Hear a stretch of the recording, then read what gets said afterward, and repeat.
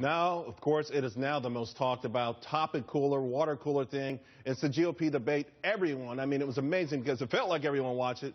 Fox News actually did have its most watched primetime debate of all time. 24 million people tuned in to the showdown, and it made it the highest rated telecast in Fox News history. Joining me now to discuss, Tammy Bruce, Fox News political contributor, Jillian Melcher, Independent Women's Forum reporter, and Kirsten Hagelin, Miss America from 2008. All right, Tammy, your impression?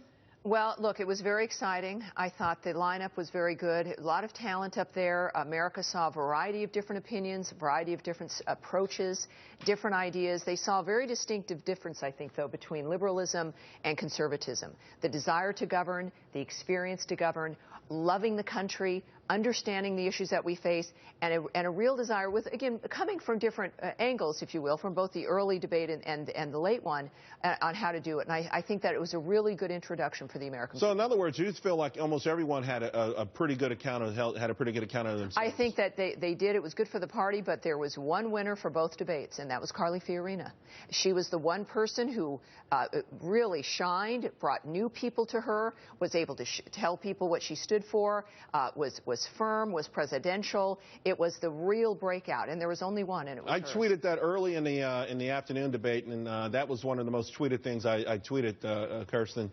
But what about in listen, it was all about Donald Trump, we know, going in and coming out of it. Do you feel like how do you rank Donald Trump? In other words, do you think he did well for himself, or do you think he might have lost a little bit? Of course, Donald Trump did great for himself. You know, Donald Trump is all about Donald Trump, and he did a great job for his brand. He was front and center, and everyone that supported him going into it, you know, they came out with even more support. They loved him even more. And some of his one-liners, you know, response from the crowd. So whether or not people connected with Donald Trump as a person or a candidate, they connected with some points of his message. Can you separate the two? I think that you can, because eventually a lot of people that analyze this in the field say that he'll eventually fade, and he will force some of the other candidates to take some of the stronger points of their message and bring them to the American people and really key into those things that, frankly, at this point, no one else besides Donald Trump was addressing. Everybody owes the numbers of people watching to Donald Trump. Oh, yeah, yes, I think absolutely. there's no debating that. Yes. However, I will say I didn't think Trump was too specific on things, Jillian. No. I felt like some of the other candidates actually gave us more specifics, particularly when it came to the economy, which is interesting since he's the billionaire. Yeah, his economic ideas they remain very vague. We'll put them there. But I think, you know, as he was talking about it, he was talking about anti-establishment politics at the same time that he's talking about essentially buying off politicians.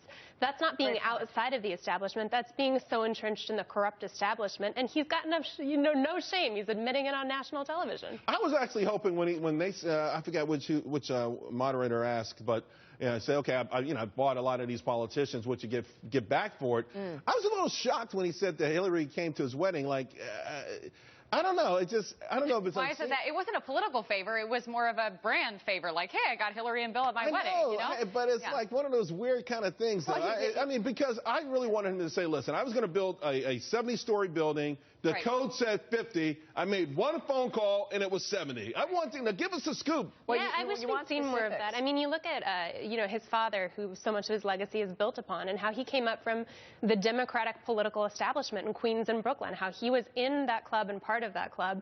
And a lot of Trump's fortune is due to that sort of political phone calling, so the backroom dealing. This is the very good point to that, in that he's not a newbie. He does not want to give specifics, so he's not. He does not want to reveal. He doesn't seem to need to. But there's going to be a point in this process where people do want specifics. And it might be a few months later on. There's, of course, other debates this year.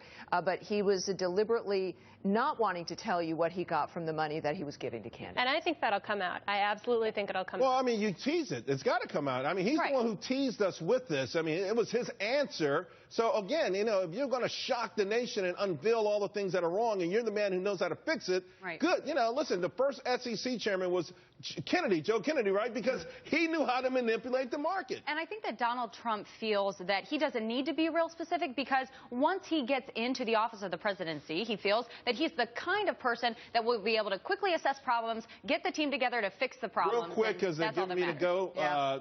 Who won, and do you feel better about the prospects of our economy improving if someone in that stage was elected, either debate? Yeah, Carly won. Carly Fiorina overall, but I think also in the second debate, Scott Walker still impresses. Jillian? Fiorina, I thought Rubio made a very strong standing. There was a divide between two clear ideologies within the Republican Party, but I think it's great to get that idea out there to so many viewers. Kirsten? Carly Fiorina in the first debate, Marco Rubio in the second, because he understands we're not in a manufacturing economy anymore. We're in a tech and services economy. He understands what we need to do in order to get jobs in the 21st century. Absolutely. And by the way, we had a jobs report today that was absolutely abysmal. We'll talk about that later. Thanks a lot, ladies. Hey, if you didn't get enough of the debates last night, don't worry about it. You can tune in again tomorrow night for an encore presentation. That's right, tomorrow night, 8 p.m. right here on the Fox Business Network. As I mentioned, the U.S. economy added fewer jobs than expected in July, but then again, you probably already knew that. So why is the Fed ready to take a victory lap? We'll discuss it. We'll be right back.